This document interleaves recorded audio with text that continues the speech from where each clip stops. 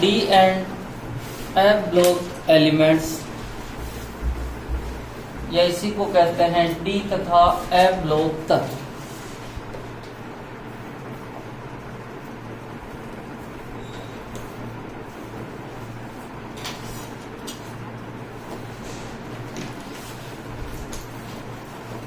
Copy वॉपी बंद करना, थोड़ी देर समझ। सबसे पहले बात करें कि डी ब्लॉक तत्व किसे कहते हैं। कोई भी तत्व है अपन उसको डी ब्लॉक तत्व क्यों कहते हैं, या कोई भी तत्व कहते हैं अपन कि ये एस ब्लॉक का है, ये पी का है, ये डी का है, या ये एफ का है। क्यों कह रहे हैं उसको? क्योंकि उसका अंतिम इलेक्ट्रॉन डी कक्षक में या डी उपकोष में प्रवेश कर रहा है। कोई भी तत्व एस ब्लॉक का है तो उसका मतलब है उसका अंतिम इलेक्ट्रॉन किस में प्रवेश कर रहा है, एस कक्षक या एस उपकोष में। कोई कह रहा है मैं पी का हूं तो आपका अंतिम इलेक्ट्रॉन किस में जा रहा है, पी कक्षक में जा रहा है। और इसी आधार पे तो अपन ने बांटे हुए हैं कि ये पी ब्लॉक का है, ये डी ब्लॉक का है।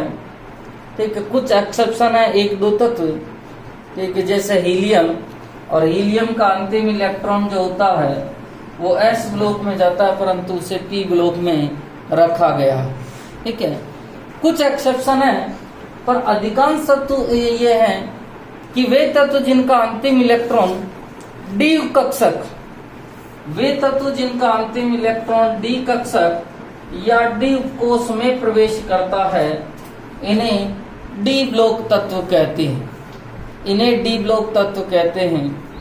ये जो है वर्ग जो 3 से 12 के मध्य 3 से 12 में स्थित होते हैं, अर्थात अपने आवर्त सारणी जो होती है उसमें वर्ग जो होते हैं, ऐसे अपन लिखते हैं 1 2 3 4, वो 18 तक होते हैं। और 18 तक होते हैं तो उनमें 3 से 12 तक के होते हैं डी ब्लॉक तत्व।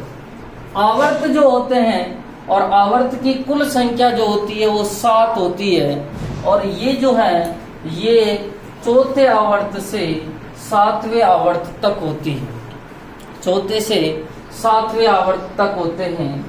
नेक्स्ट बात होती है कि इन्हें संक्रमण तत्व भी कहा जाता है, और संक्रमण तत्व इसलिए कहा जाता है क्योंकि ये एस व पी के मध्य स्थित होते हैं। ये एस और पी ब्लॉक के मध्य स्थित होते हैं, क्योंकि पहले और दूसरे में तो एस ब्लॉक तत्व स्थित होते हैं, 13 से 18 तक पी ब्लॉक तत्व होते हैं, और उनके मध्य ये माना कि आवर्त सारणी है, और आवर्त सारणी का पहला और दूसरा जो वर्ग है वो तो अपने को पता एस ब्लॉक के लिए है। 3 से 12 तक आता है आपका डी ब्लॉक तत्व है, और 13 से 18 तक कौन सा ब्लॉक आता है, पी ब्लॉक। तो ये एस और पी के मध्य स्थित होते हैं, इसीलिए इन्हें कौन से तत्व कहा जाता है, संक्रमण तत्व। ठीक है, नेक्स्ट बात करें कि सर डी ब्लॉक का सामान्य इलेक्ट्रॉनिक विन्यास क्या होता है। इनका जो सामान्य इलेक्ट्रॉनिक विन्यास है, सामान्य इलेक्ट्रॉनिक विन्यास, और सामान्य इलेक्ट्रॉनिक विन्यास होता है n-1d, n-1d 1 से 10। ठीक है, n-1d 1 से 10, क्योंकि अपने को पता है कि डी में अधिकतम 10 इलेक्ट्रॉन आ सकते हैं, और ns 1 से 2।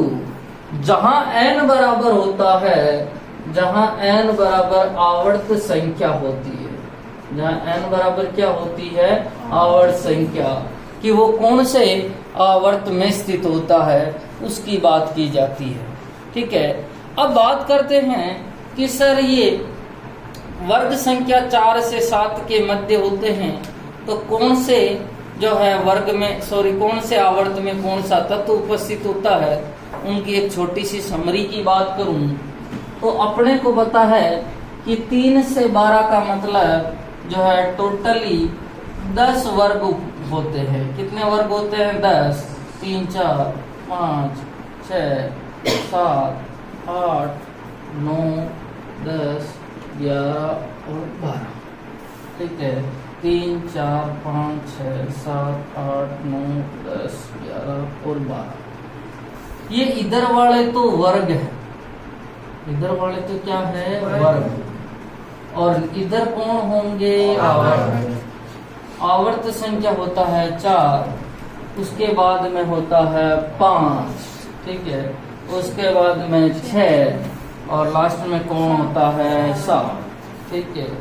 अब बात करते हैं कि सर आवर्त संख्या 4 में अपने को पता है 21 स्कैंडियम से चलता है, ठीक है, और 30 जिंक तक होता है। स्कैंडियम 21 से 30 जिंक तक होता है। Scandium, titanium, vanadium, chromium, manganese, Fe, cobalt, nickel, copper, zinc, ठीक है। सबके परमाणु क्रमांक लिखने की जरूरत तो नहीं है ना, ठीक है। अपने को पता है कि 21 से 30 तक होते हैं स्कैंडियम से जिंक तक। नेक्स्ट बात करते हैं कि उसके बाद में इट्रियम 39 से होते हैं, ठीक है, और 39 से 48 कैडमियम तक होते हैं। तीसरी जो स्टार्ट होती है वो 57 लैंथेनम से स्टार्ट होती है, ठीक है, पर उसमें एक लोचा आ जाता है और एफ ब्लॉक आ जाता है, तो फिर 72 से स्टार्ट होती है और लास्ट में 80 मरकरी तक होती है, ठीक है। और चौथी जो है इसकी जो है 7वें आवर्त में जो है 89 एक्टिनियम से स्टार्ट होती है और उसके बाद में भी एफ ब्लॉक तत्व आ जाते हैं, तो वापस वो 104 से स्टार्ट होती है और 104 से स्टार्ट होके 112 तक और उसमें CN लास्ट का तत्व होता है, ठीक है। अब बात करते हैं कि सर ये 4th आवर्त में जो होती है उसको कौन सी श्रेणी के नाम से जानते हैं, तो इसे 3D श्रेणी के नाम से जानते हैं। कौन सी श्रेणी के नाम से? 3D। इसे 4D श्रेणी के नाम से जानते हैं, इसे 5D श्रेणी के नाम से जानते हैं और इसे 6D श्रेणी के नाम से जानते हैं। सर ऐसा क्यों है? क्योंकि आप जब n का मान यहाँ पर, क्योंकि इसका सूत्र है n-1d 1 से 10, ठीक है। n का मान जब आप इसके लिए 4 लिखोगे, क्योंकि इसकी आवर्त संख्या का मान कितना है 4, तो जब आप 4 - 1d करोगे तो आपको क्या प्राप्त होगा 3d। क्या प्राप्त होगा 3d। सही बात है ना, ठीक है, क्योंकि n का मान क्या होता है आवर्त संख्या।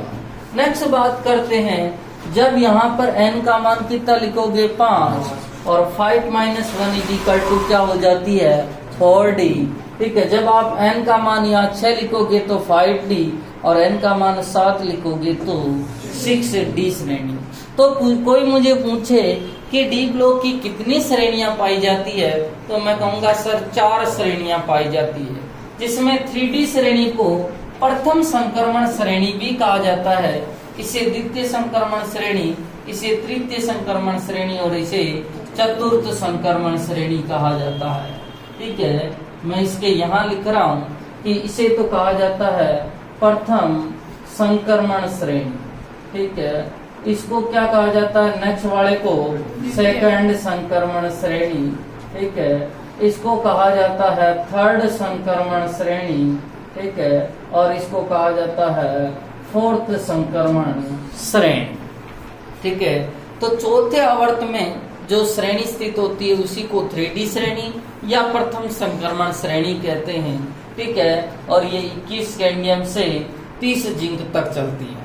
नेक्स्ट बात करें, इनमें होता है यारा, जरा, निभा, मौत तक, रुकावटें, राह पड़ेगी, आग में कूद, ठीक है। ला हफ्ता वाह और रे ला हफ्ता वाह रे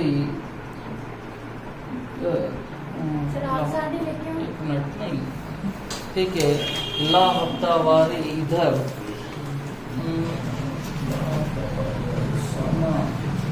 इधर पिटाई और खूब, ठीक है, किसी की ऊँट से दब कर सगी भाई, ठीक, दब सगी भाई हंस मत, ठीक है, 10 लोग होंगे,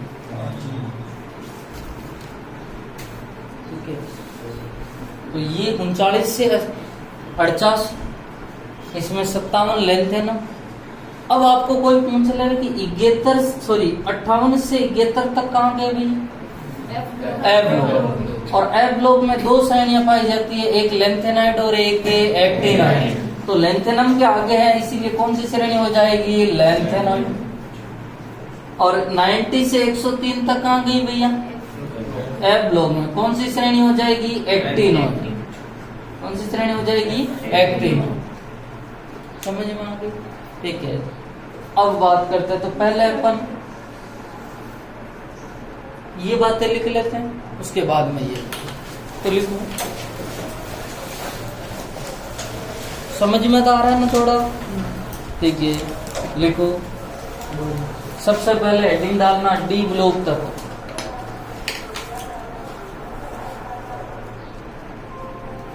डी ब्लॉक तत्व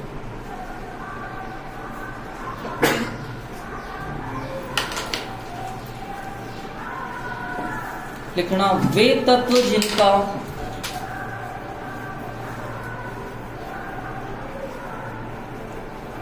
वे तत्व जिनका अंतिम इलेक्ट्रॉन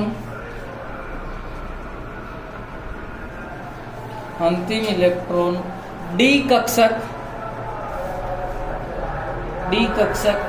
या डी उपकोष में प्रवेश करता है। डी कक्षक या डी उपकोष में प्रवेश करता है,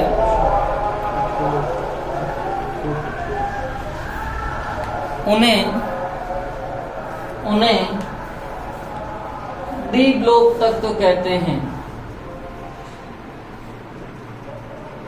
उन्हें डी ब्लॉक तत्व कहते हैं। लिख लिया? नेक्स्ट पॉइंट लिखो। यह तत्व वर्ग 3 से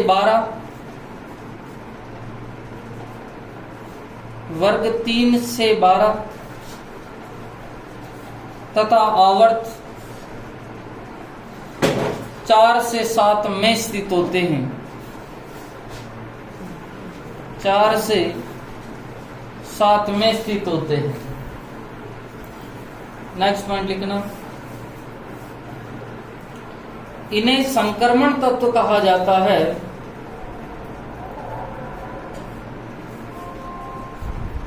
इन्हें संक्रमण तत्व कहा जाता है क्योंकि यह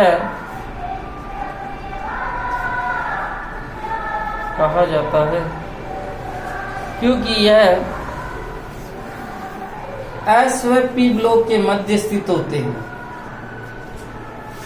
क्योंकि यह एस व पी ब्लॉक के मध्य स्थित होते हैं।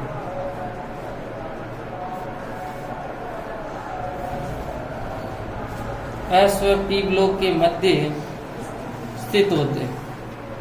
नेक्स्ट पॉइंट लिखो। इसका सामान्य इलेक्ट्रॉनिक विन्यास,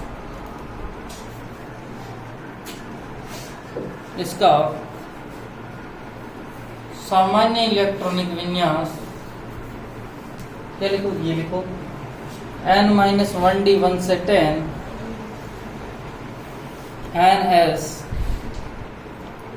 ns, जहां n बराबर आवर्त संख्या होती है। जहां n बराबर आवर्त संख्या होती है। अब ये बना लो टेबल।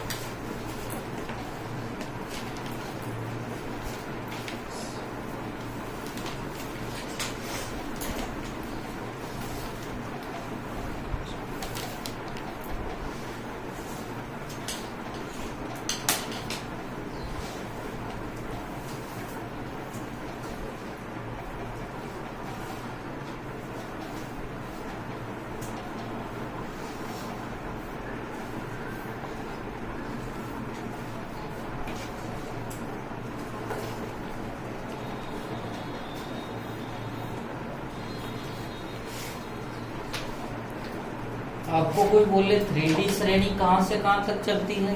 21 से 30, 4D 39 से 48, 5D 57, 57 से नहीं 57, 72 से 80 और 6D चलती है 89, 104 से 112। ये भी पूछ सकता है आपको एग्जामिनर कि 58 से 71 तक कहाँ गए? ए ब्लॉक में। और 90 से 103 तक भी कहाँ गए? ए ब्लॉक। ये तो लेंथेनॉइड सीरीज है और ये एक्टिनॉइड सीरीज। समझ में?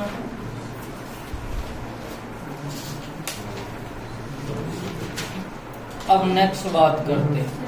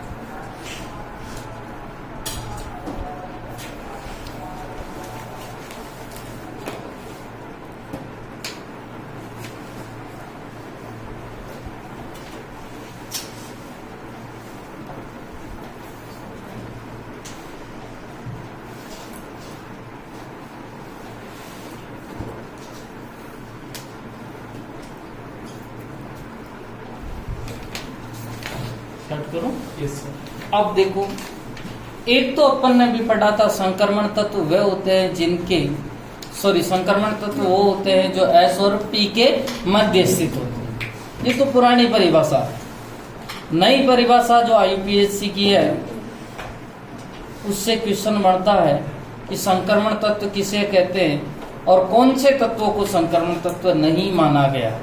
देखो, वे तत्व जिनकी परमाणुवीय अवस्था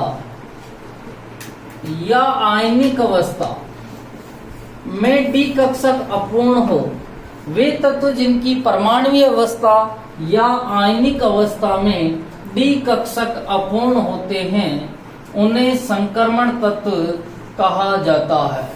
उन्हें संक्रमण तत्व कहा जाता है। परंतु जिंक कैडमियम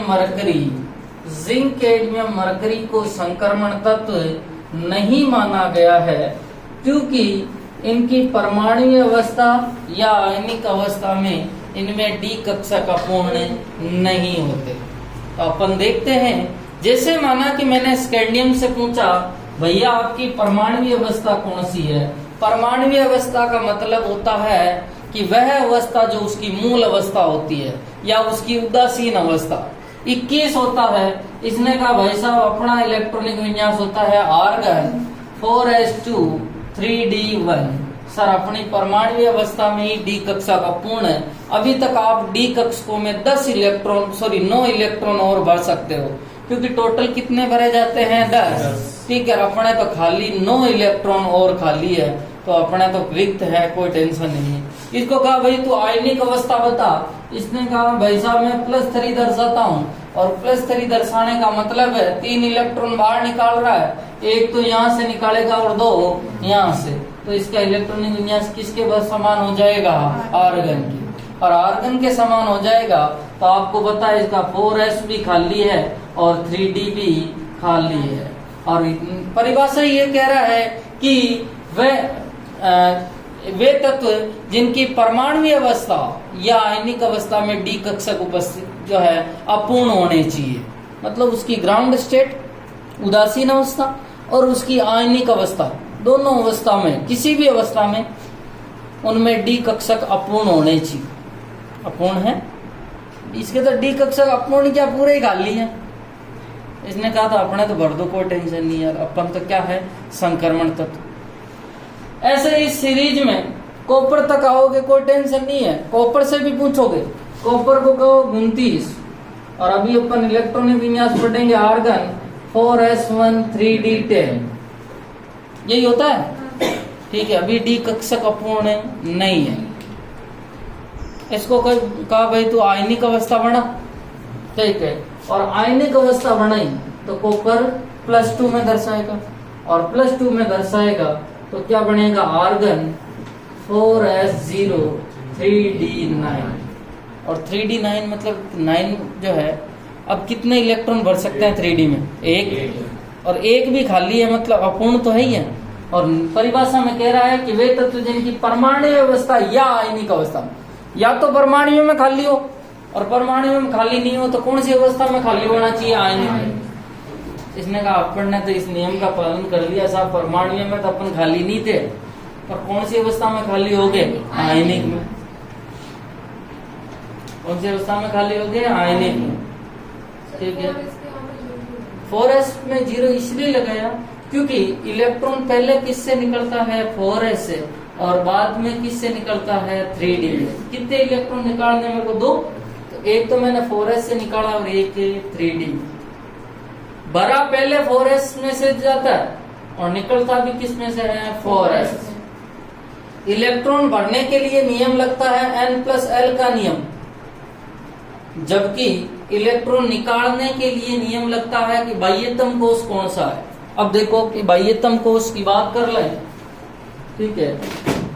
आपको ये तो पता है ये n बराबर 1 है, ये n बराबर 2, n बराबर 3 और n बराबर 4।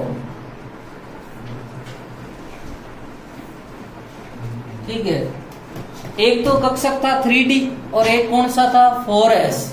3d कहाँ स्थित होगा? इसमें स्थित होगा, और 4s किस में स्थित होगा? यहाँ। तो किससे इलेक्ट्रॉन निकलेगा पहले? 4s से। अब किसी बच्चे के दिमाग में आ जाओ सर तो भरा पहले 4s को क्यों?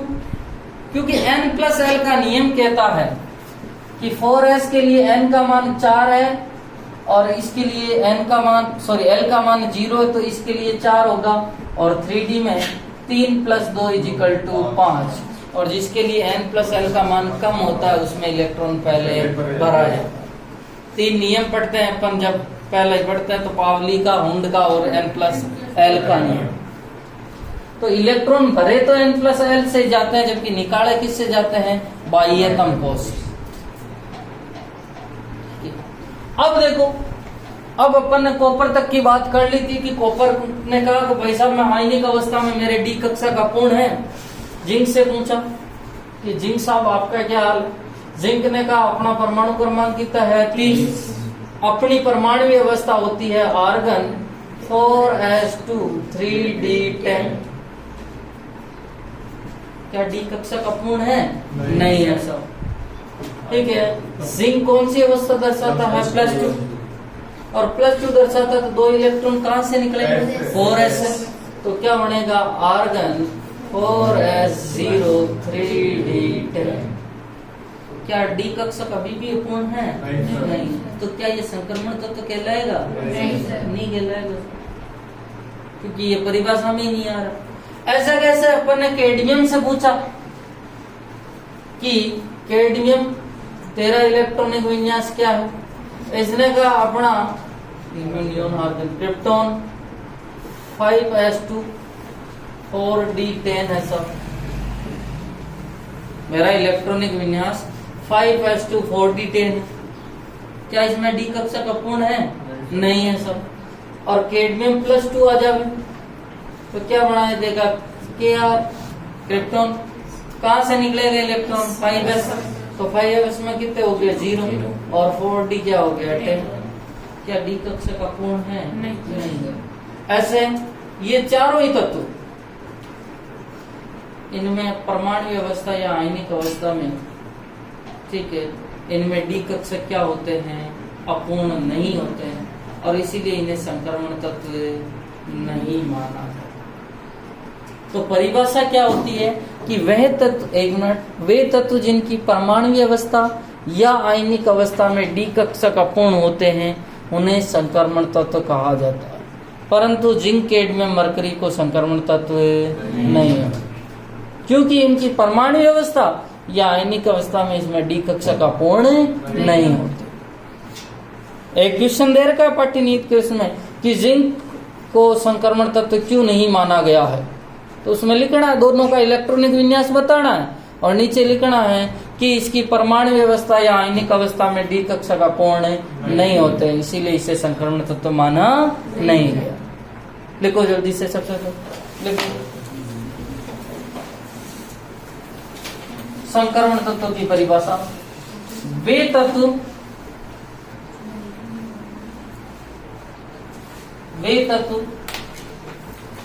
जिनकी परमाणु अवस्था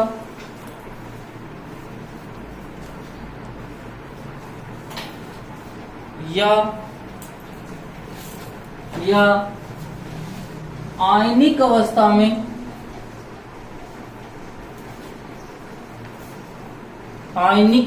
में डी कक्षक अपूर्ण होते हैं, डी कक्षक अपूर्ण होते हैं, उन्हें संक्रमण तत्व कहा जाता है। उन्हें संक्रमण तत्व कहा जाता है। नीचे लिखो note, zinc cadmium mercury ZnCdMg sorry Hg, zinc cadmium mercury को CN भी है ना, हाँ ठीक है, 1 मिनट CN को रहने दो, ठीक है, अभी किताबों में भी नहीं आया है, ठीक है। जिंक कैडमियम मरकरी को संक्रमण तत्व नहीं माना गया है, नहीं माना गया है, क्योंकि इसकी परमाणु अवस्था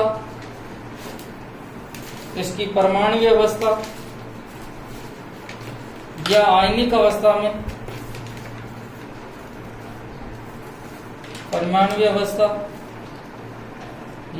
अवस्था में रिक्त डी कक्षक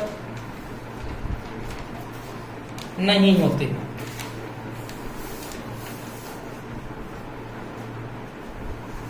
रिक्त डी कक्षक नहीं होते, लिख लिया। नेक्स्ट हेडिंग लिखो, संक्रमण तत्वों के प्रमुख अभिलक्षण। संक्रमण तत्वों के प्रमुख अभिलक्षण।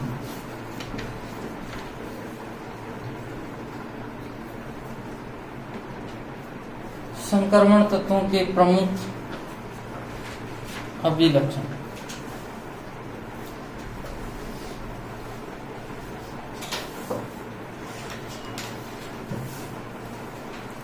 लिख लिया। हाँ, अब बात करते हैं कि संक्रमण तत्वों के गुण क्या क्या।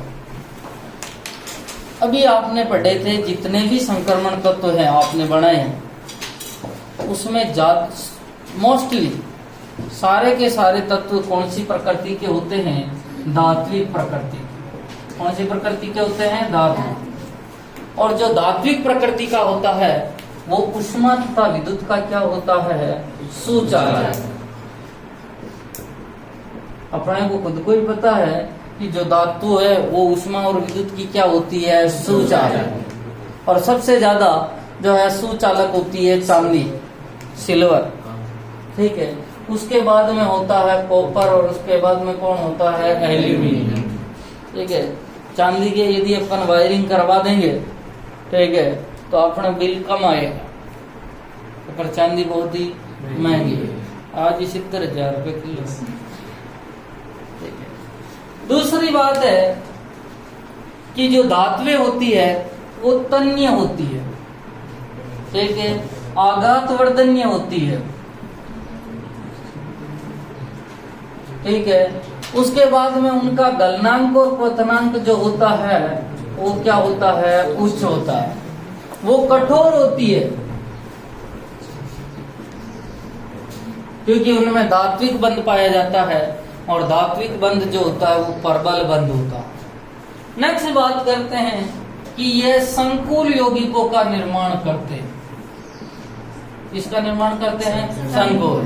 जितने भी यौगिक पढ़े थे उनमें देख लेना, मैंने ज्यादातर लिखा था NiCO4, या लिखा NiCl4, PtCl4, PtPy4, ठीक है, MnCO4 या MnCl4, FeCN6। ज्यादातर कौन सी धातुएं थी? डी ब्लॉक की, और डी ब्लॉक की धातुएं मतलब संक्रमण तत्व थे। ठीक है, नेक्स्ट बात करते हैं कि संक्रमण तत्व जो होते हैं वो उत्प्रेरक की तरह व्यवहार करते हैं। इसकी तरह व्यवहार करते हैं, उत्प्रेरक वाले यौगिकों का निर्माण करते हैं। ठीक है, आप लिखते हैं कि जो असंतृप्त यौगिकों को, अर्थात एल्काइन को एल्कीन में बदलना हो और एल्कीन को किस में बदलना हो? एल्केन में, तो आप सबसे लेते हो निकेल, प्लेटिनम, पैलेडियम, और अपनी टेबल में देख लो ये तीनों ही तत्व उपस्थित है। 28 नंबर पे निकेल है, नीचे प्लेटिनम पैलेडियम भी है? तो ये कौन से यौगिकों का निर्माण कर रहे हैं? उत्प्रेरक। अपन लेते हैं उत्प्रेरक निकेल, प्लेटिनम, पैलेडियम। जितने भी उत्प्रेरक आएंगे वो ज्यादातर डी ब्लॉक से संबंधित होते हैं। नेक्स्ट बात करते हैं कि ये अनुचुंबकीय प्रकृति दर्शाते हैं, और अनुचुंबकीय प्रकृति दर्शाते हैं तो कौन से यौगिकों का निर्माण करते हैं? रंगीन यौगिकों का निर्माण। जब अनुचुंबकीय प्रकृति दर्शा रहा है तो कौन से यौगिकों का निर्माण करेगा? रंगीन है, सिंपल सा है, क्योंकि अयुग्मित इलेक्ट्रॉन है तो अनुचुंबकीय है, और अनुचुंबकीय है तो कौन से यौगिक है? रंगीन, कलर्ड। नेक्स्ट बात करते हैं कि ये मिश्र धातु का निर्माण करते हैं। दो या दो से अधिक धातुओं को मिलाकर जो नई धातु बनाई जाती है उसे मिश्र धातु कहते हैं। और आपने पढ़ा है एक होता है पीतल, एक होता है कांसा। पीतल बना होता है तांबा और जिंक से, और ये बना होता है तांबा प्लस टिन से, Sn। ठीक है, कृत्रिम सोना होता है कॉपर और एल्यूमिनियम से। ठीक है, सोल्डर धातु, घंटा धातु। ठीक है, खूब सारी धातुएं होती है, आगे अपन सारे एग्जाम्पल पढ़ेंगे। हीटर का तार मिश्र धातु होती है, हवाई जहाज के पुर्जे बनाने में मिश्र धातु होती है। आपका सिक्का धातु, ठीक है, सिक्का धातु तो एक धातुओं का विशेष वर्ग है, कॉपर, एजी और इनको कहता है, क्योंकि पहले सिक्के बनाने में काम आते हैं। आपका कुकर बनाने में मिश्र धातु काम आती है, क्योंकि ये ऐसे पदार्थ हैं जिनमें धातुएं थोड़ी सी मजबूत चाहिए। क्योंकि आपको पता है कुकर में जब सीटी आती है तो कितना प्रेशर बढ़ जाता है। आप कुकर की सीटी आवे, ठीक है, एक सीटी आवे दबाओ, एक सीटी आओ दबाओ, तो उसमें बहुत ज्यादा प्रेशर हो जाएगा, और कई बार वो ऊपर उठ जाता है। प्रेशर से पकड़ा है वो, नाम ही है प्रेशर कुकर, पुराना। ठीक है, इतना ज्यादा प्रेशर हो भाप का। तो ये कौन सी धातुओं का निर्माण करते हैं? मिश्र धातुओं का निर्माण करते हैं। नेक्स्ट बात करें कि ये एक से अधिक ऑक्सीकरण अवस्था भी दर्शाते हैं, और एक से अधिक ऑक्सीकरण अवस्था दर्शाते हैं, और इसी कारण ये उत्प्रेरक की तरह, ठीक है, और संकुल यौगिकों का निर्माण करने में भी काम आ रहे हैं। जैसे PtCl4 -2, और एक आप ले लेते हो PtCl2। ठीक है, एक आप ले सकते हो PtCl4, +2 भी दर्शा रही है और +4 भी दर्शा रही है। ठीक है ना, खूब जो ये भिन्न भिन्न ऑक्सीकरण अवस्था दर्शाती है एक से अधिक, और इसीलिए तो ये संकुल यौगिकों का निर्माण कर देती है, कभी +2 वाले का, कभी +4 वाले का। तो लिख लेंगे इनको। अरे भाई ये तो समझ में आ गया, नॉर्मली है। देखो सर ये धात्विक प्रकृति की है, इसीलिए विद्युत और उष्मा की क्या होती है? सूचांक। पहला पॉइंट। सर धातुएं होती है उच्च कठोर होती है, उनके गलनांक क्वथनांक उच्च होते हैं, उनकी तनन सामर्थ्य होती है वो आघात वर्धन्य होते हैं और तन्य होते हैं। ठीक है सर, ये संकुल यौगिकों का निर्माण करते ही हैं, ये अनुचुंबकीय होते हैं इसीलिए रंगीन यौगिकों का निर्माण, ये उत्प्रेरक की तरह व्यवहार करते हैं। और पढ़ लिया अपन निकल प्लेटिनम और पैलेडियम और आगे पढ़ेंगे। नेक्स्ट आता है कि ये मिश्र धातु का निर्माण करते हैं, और मिश्र धातु किसे कहते हैं? दो या दो से अधिक धातुओं को मिलाकर जो नई धातु बनाई जाती है उसे क्या कहते हैं? मिश्र धातु। और ये एक से अधिक ऑक्सीजन अवस्था दर्शाता है। सिंपल है ये, लिखो जल्दी से। पहला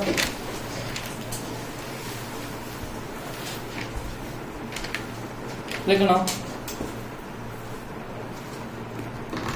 यह तत्व धात्विक होते हैं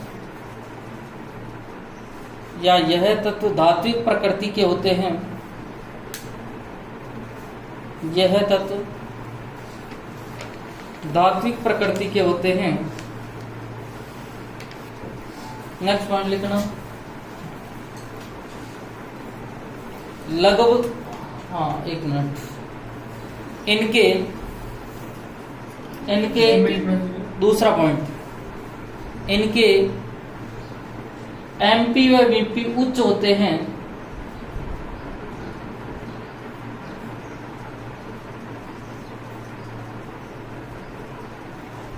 एमपी व बीपी उच्च होते हैं। यह इसमें लिखना, यह कठोर तथा मजबूत होते हैं। कठोर तथा मजबूत होते हैं। नेक्स्ट पॉइंट लिखो, ये आघात वर्धन्य, यह है आघात वर्धन्य तथा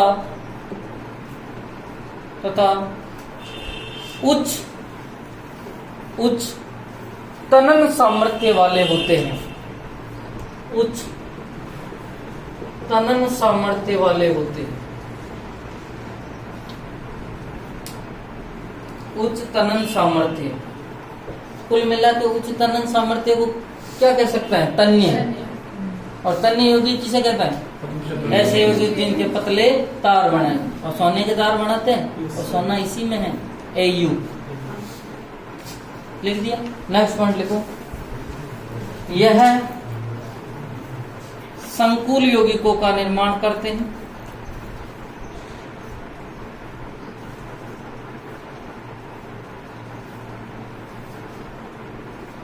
यह संकुल यौगिकों का निर्माण करते हैं। नेक्स्ट पॉइंट लिखो, यह उत्प्रेरकीय गुण दर्शाते हैं।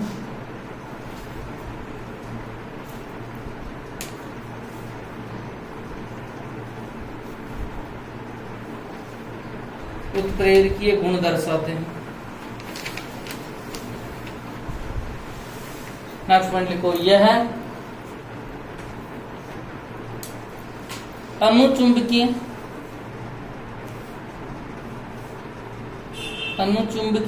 तथा रंगीन यौगिकों का निर्माण करते हैं। अनुचुंबकीय तथा रंगीन यौगिकों का निर्माण करते हैं। नेक्स्ट पॉइंट लिखना, यह तत्व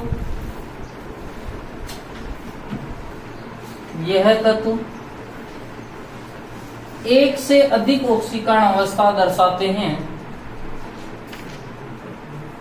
यह तत्व एक से अधिक ऑक्सीकरण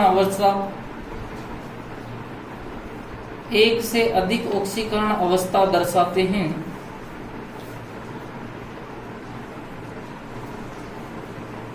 नेक्स्ट पॉइंट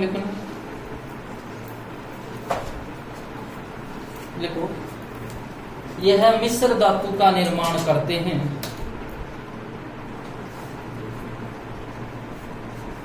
यह मिश्र धातु का निर्माण करते हैं। हाँ, 1 मिनट एग्जाम्पल लिखने की जरूरत है क्या? यहाँ वहाँ लिख लेंगे ना अपन। नेक्स्ट, हाँ, ये किसका निर्माण करते हैं? मिस्र। ठीक है, 1-2 पॉइंट और है।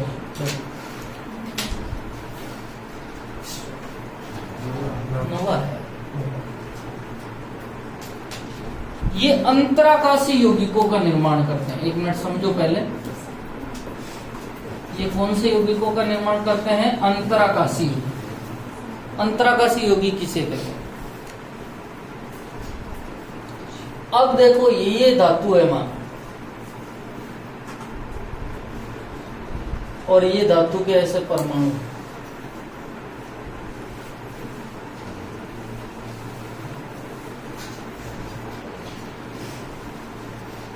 ठीक है, अब इस स्थान को कहा जाता है अंतराकाश। क्या कहा जाता है? अंतराकाश।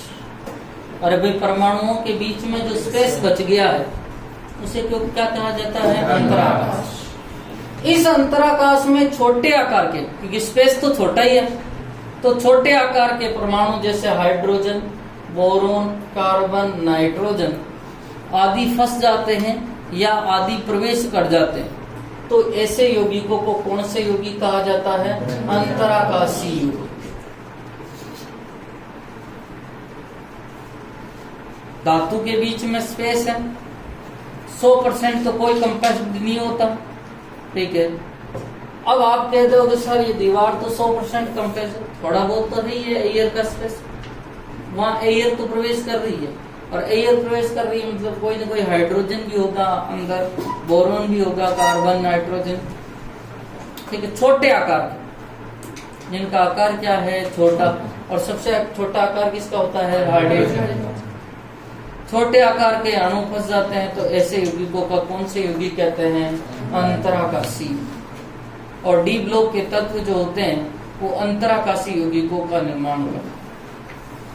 एक बात, जब अपन एस ब्लॉक पढ़ते हैं या पी ब्लॉक पढ़ते हैं तो अपन कहते हैं कि ऊपर से नीचे जाने पर परमाणु त्रिज्या बढ़ती है या धात्विक प्रकृति बढ़ती है, यही कहते हैं। ऐसे कहा कि लेफ्ट टू या राइट जाने, एस ब्लॉक में लेफ्ट टू राइट जाने पर जो है परमाणु त्रिज्या बढ़ती है, ऐसे नहीं। यहाँ अपन किसकी बात करते हैं? लंबवत बात करते हैं। कौन सी बात करते हैं? लंबवत। पी ब्लॉक में भी अपन कहते हैं ऊपर से नीचे जाने पर ये प्रभाव बढ़ता है, ये घटता है, विद्युत ऋणता घटती है, साहब ऐसे ही बोला था। ठीक है, पर डी ब्लॉक में थोड़ा सा अलग है। यहां पर अपन बात करेंगे ऐसे कि आवर्त सारणी में लेफ्ट टू राइट जाने पर आकार बढ़ता है, आकार घटता है, ऐसी बातें करेंगे। अर्थात यहाँ पर कौन सी बातें करते हैं? क्षैतिज। और वहां कौन सी बातें करते थे? लंब।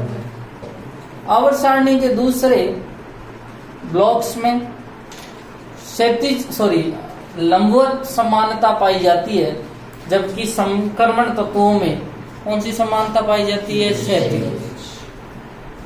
अपन ऐसा ही बात करेंगे कि लेफ्ट टू राइट जाने पर 3D श्रेणी में बात करते हैं तो अपन 21 स्कैंडियम से 30 जिंक की बात करेंगे, और ये दोनों ही क्षैतिज है, दोनों ही आवर्त संख्या 4 में स्थित है। ऐसा कभी बात नहीं करेंगे कि ऊपर से नीचे जाने पे ऐसा कुछ होता। तो नेक्स्ट पॉइंट लिखो, यह अंतराकाशी यौगिकों का निर्माण करते हैं।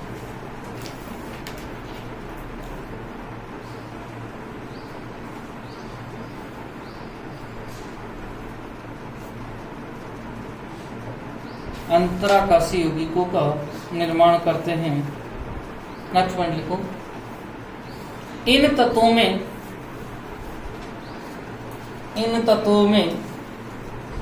आवर्त सारणी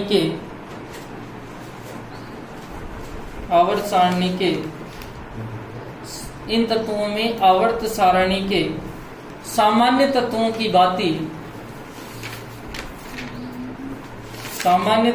भांति लंबवत समानता नहीं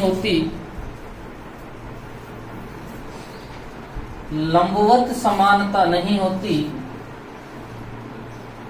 बल्कि लंबवत समानता नहीं होती, बल्कि क्षैतिज समानता होती है, बल्कि क्षैतिज समानता होती है। कौन सी समानता होती है? क्षैतिज समानता। अर्थात इसी में लिखना, अर्थात श्रेणी में गुण देखे जाते हैं। अर्थात श्रेणी में गुण देखे जाते हैं।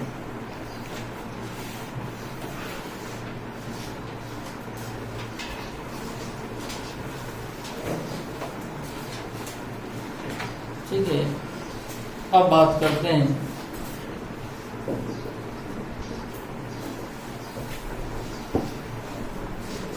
अब लिखो हेडिंग 3D श्रेणी का, नेक्स्ट हेडिंग लिखो 3D श्रेणी का सामान्य इलेक्ट्रॉनिक विन्यास। 3D श्रेणी का सामान्य इलेक्ट्रॉनिक विन्यास।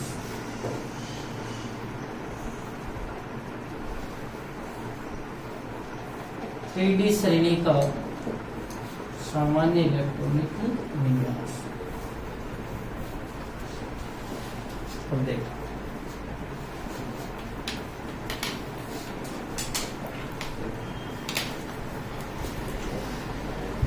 अपने को 3D, 4D, 5D और 6D सबका इलेक्ट्रॉनिक विन्यास देखना, क्योंकि अपने बुक में लिख रखा है उसने। ठीक है, अपने को पता है सामान्य इलेक्ट्रॉनिक विन्यास होता है n-1D 1 से 10, ns 1 से 2, अरे 1 से 2। ठीक है, s में 12 नहीं होते। अब देखो 3D के लिए n का मान, जहां n बराबर कितना लिखूंगा 4।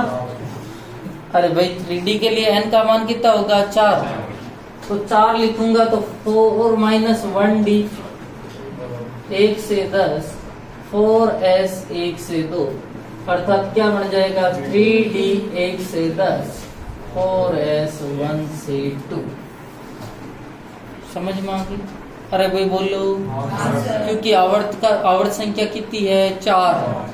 ठीक है, तो इसका इलेक्ट्रॉनिक विन्यास हो जाएगा 3D 1 से 10, 4s 1 से 2।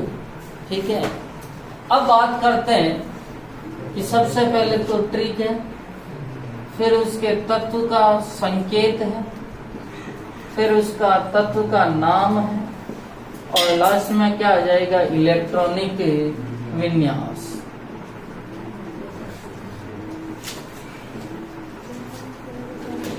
अब देखो, अपन बात करते हैं कि ये जो तत्व चलते हैं, ये 21 scandium, 22 titanium, 23 vanadium, 24 chromium, 25 manganese, 26 iron, 27 cobalt, 28 nickel, 29 copper और 30 जिंक। ठीक है ना भैया? ठीक है, अब देखो इसकी ट्रिक क्या आ जाएगी। साइंस टीचर विनीता कृपलानी, बोलो भैया, मांगे फीस कॉफी नहीं कॉपर। सही है, और भाई सबको याद होगी। हाँ, 1 मिनट, इसका नाम आप लिख लेंगे क्या? Scandium, titanium, vanadium, chromium, manganese, iron, cobalt, nickel, copper, zinc, बिल्कुल लिख लेंगे। ठीक है, अब देखो इसका परमाणु क्रमांक कितना है भैया? 21। इसका परमाणु क्रमांक कितना है? 21। ठीक है, इस नाम वाले को ध्यान रखना। ठीक है, नाम लिख लोगे आप। ठीक है, और नाम लिख लोगे तो मैं इसको इलेक्ट्रॉनिक विन्यास को यहाँ लेकर आ जाऊंगा।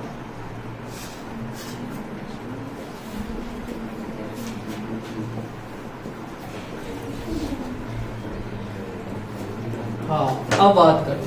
देखो कितने इलेक्ट्रॉन भरने हैं अपने को? 21। 18 तक तो आप भरना जानते हैं, किस में भरेंगे? आर्गन। 18 किस में भरेंगे? आर्गन। ठीक है, ये है सब आर्गन। कितने इलेक्ट्रॉन भर चुके हैं? 18। फिर किस में भरेंगे? 4s और फिर 3d। ऐसे आर्गन तो सब में आएगा। ठीक है,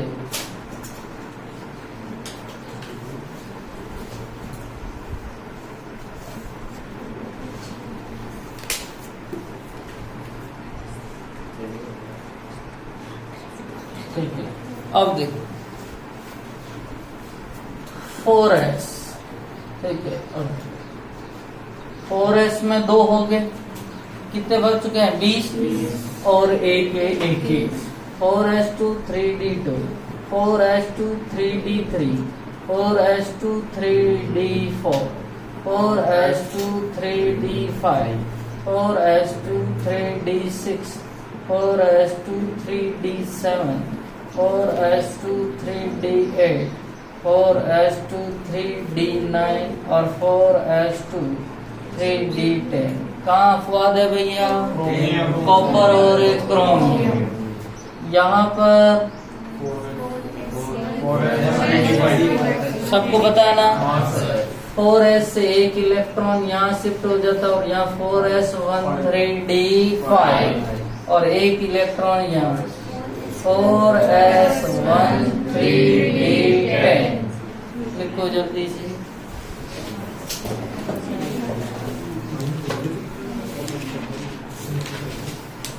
हाँ, 1 मिनट। देखो, आपको कोई पूछ ले 1 मिनट, कॉपर तथा क्रोमियम का इलेक्ट्रॉनिक विन्यास सामान्य से भिन्न होता है या अपवाद होता है, मतलब कोई न कोई तो कारण होंगे इसके। ठीक है, किस 2 कारण है? पहला, ये तो बनता है अर्धपूरित और ये कौन सा बन जाता है? पूर्णपूरित। अर्धपूरित और पूर्णपूरित क्यों कहते हैं, समझ में आया क्या? क्योंकि अर्धपूरित मतलब आधा। डी में अधिकतम इलेक्ट्रॉन 10 है, 10 के आधे कितने हो गए? 5 और ये है 10 पूर्णपूरित। दूसरी बात है 3d और 4s। ये 3d और ये 4s की ऊर्जा में बहुत कम अंतर होता है और जिसके कारण 4s का इलेक्ट्रॉन किस में जा सकता है? 3d।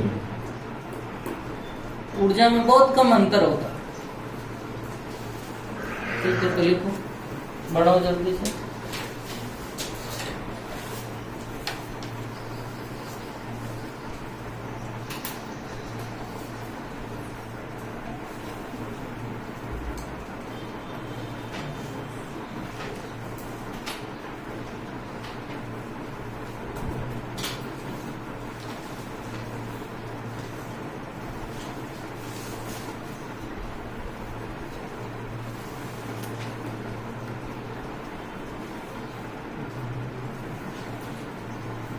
ऐसी ध्यान रखना है ना।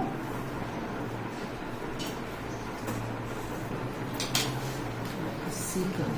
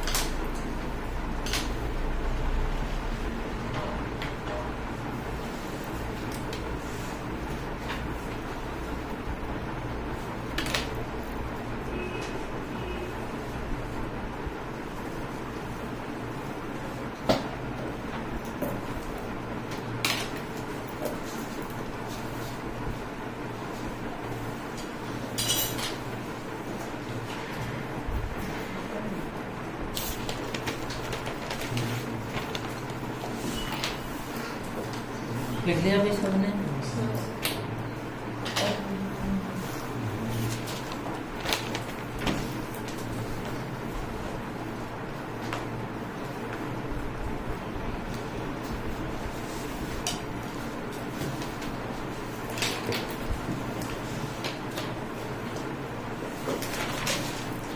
n बराबर 4।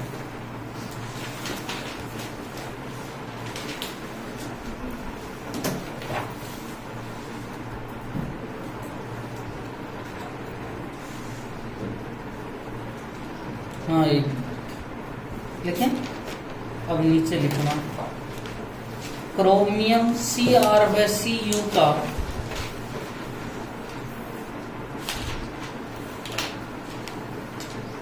Cr व Cu का असामान्य इलेक्ट्रॉनिक विन्यास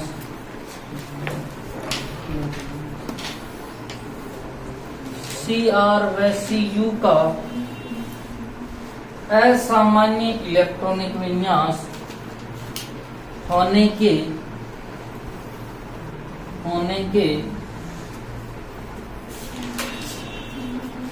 निम्न कारण है। निम्न कारण है। आपको कोई पूछ ले कि क्रोमियम और कॉपर असामान्य इलेक्ट्रॉनिक विन्यास दर्शाता है, क्या कारण है या क्यों दर्शाता है? पहला लिखो अर्धपूरित व पूर्णपूरित कक्षकों का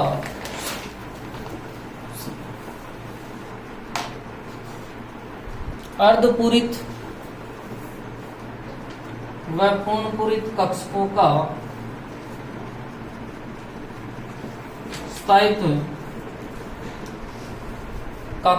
स्थायित्व अन्य कक्षकों से अधिक होता है। अन्य कक्षकों से अधिक होता है। अन्य कक्षकों से अधिक होता है। लिख लिया। दूसरा पॉइंट लिखना 3D व 4s की ऊर्जा में 3D व 4s की ऊर्जा में अल्प अंतर होता है। 3D व 4s की ऊर्जा में अल्प अंतर होता है। अल्प अंतर होता है। लिख लिया।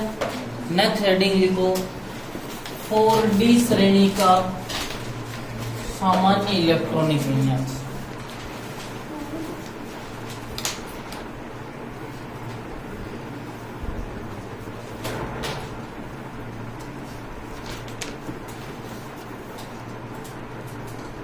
फोर डी श्रेणी का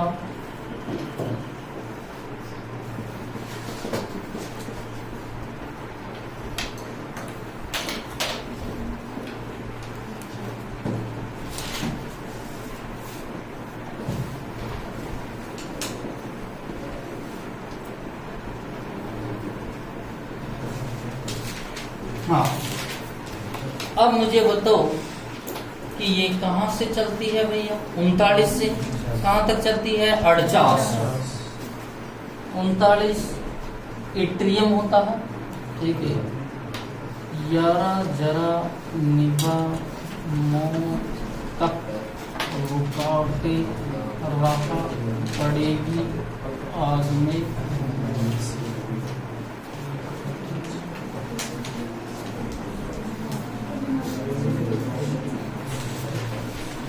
बनाने लग जाओगे इस बात में।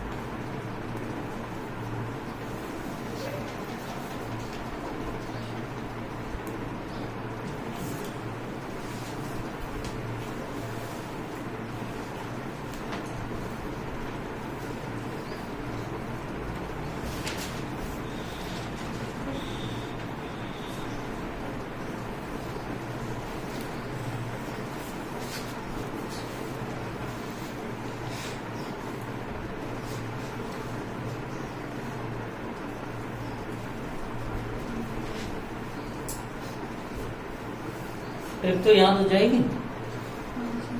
जरा जरा निभा मौत तक रुकावटें राह पड़ेगी आग में कूद। इनके नाम भी धीरे धीरे याद करना, जैसे कैडमियम का याद है अपने को, सिल्वर का याद है, पीडी पैलेडियम याद है, मीडियम याद है, रूथियम है, रूबिडियम तो वहाँ आता है, हेलिना की रब से फरियाद। Hydrogen, lithium, sodium, potassium, rubidium, caesium और फ्रेंसियम।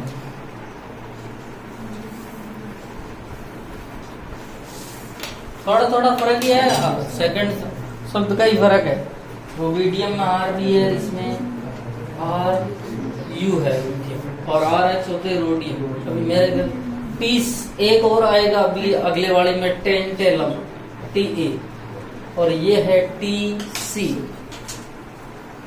दोनों में फर्क है। पीटी पीडी, पीटी तो होता है प्लेटिनम और पीडी होता है पैलेडियम। हाँ अब स्टार्ट करूं, सेम पहले देख समझ लो, उसके बाद में उतार। अपने को पता है अक्रिय गैस विन्यास होता है हीलियम, नियोन, आर्गन, क्रिप्टॉन। इसका होता है 2, इसका होता है 10, इसका होता है 18 और इसका होता है 36। सर कैसे पता चला? क्योंकि एक मैजिक नंबर होता है 2, 8, 8, 18, 18, 32। तो वो 2 तो इधर निकल गए, यहाँ है 8, 8, 18। क्रिप्टॉन के बाद में जीनोन आएगी, उसमें वापस कितने का अंतर आएगा? 18। और रेडोन आएगी, उसमें कितने का अंतर आएगा? 32। वहां से मैं परमाणु क्रमांक निकाल दिए मैंने। इसका 2 है तो इसका 10 होगा, इसका 8 जोड़े तो 18, इसका 18 जोड़ा तो 36, इसमें 18 जोड़े तो कितने हो जाएंगे? 54, और इसमें 32 जोड़ूंगा तो इसका कितना हो जाएगा? 86। समझ में आ गई ना? ये मैजिक नंबर थे 2, 8, 8, 18, 18, 32। अब बात करते हैं कि सर एट्रियम का इलेक्ट्रॉनिक विन्यास क्या होगा? तो सर क्रिप्टॉन भर दूं, और क्रिप्टॉन भरते ही मेरे कितने इलेक्ट्रॉन भर देंगे? 36। इसमें भी क्या भर देंगे? क्रिप्टॉन। इसमें भी क्रिप्टॉन, क्रिप्टॉन, क्रिप्टॉन तो सब मैं लिखूंगा।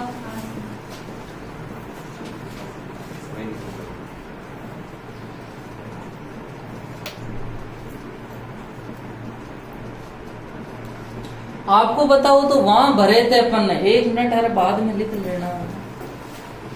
वहां भरे थे अपन ने 4s और 3d, यहाँ क्या भरूंगा 5s और 4d। ये 5s और ये 4d। अब पहले किसमें इलेक्ट्रॉन भरे जाएंगे 5s। ठीक है, 36 और 2 कितने हो गए 38 और 1 39। तो सर 5s में तो 2 आएंगी और 4d क्या हो जाएगा 2।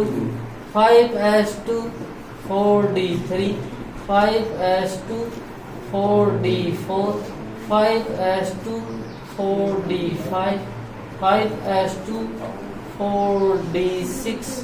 ठीक है, 5s2 4d7 5s2 4d8 5s2 4d9 और 5s2 4d10।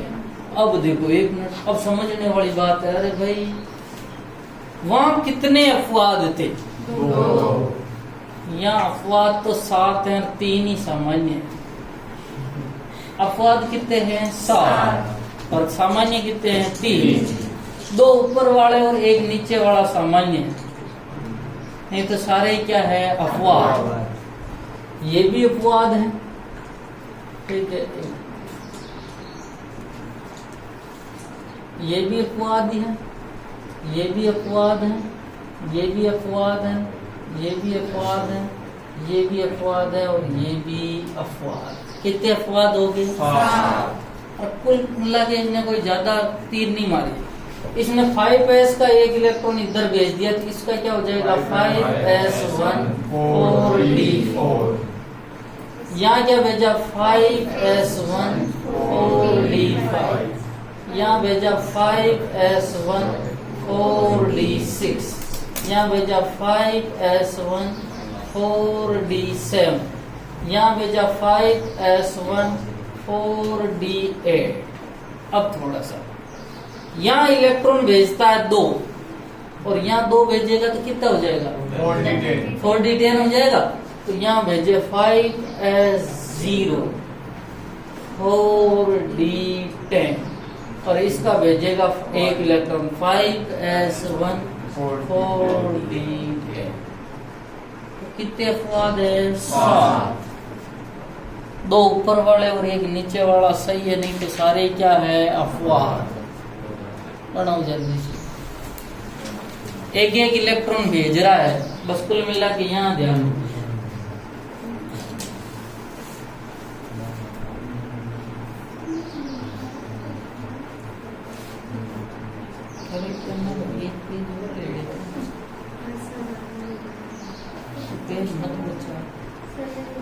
फर्क 5 रुपया का पड़ेगा,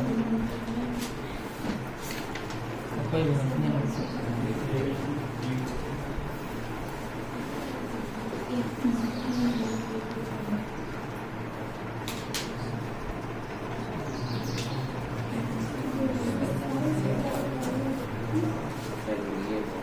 एक बचाना छोड़ दो भाई, ठीक है ना। कोई भी बचा रहा है वो तो मैं किसी एक का नाम नहीं ले रहा हूँ पर्टिकुलर, पर थोड़ा फर्क ज्यादा से ज्यादा का 5-10 रुपए का पड़ेगा। अपन कितने बचा ले 20 पेज बचा लेंगे। अब इसको हैजे रहने देना। हाँ, पर आगे जरूर ध्यान रखना।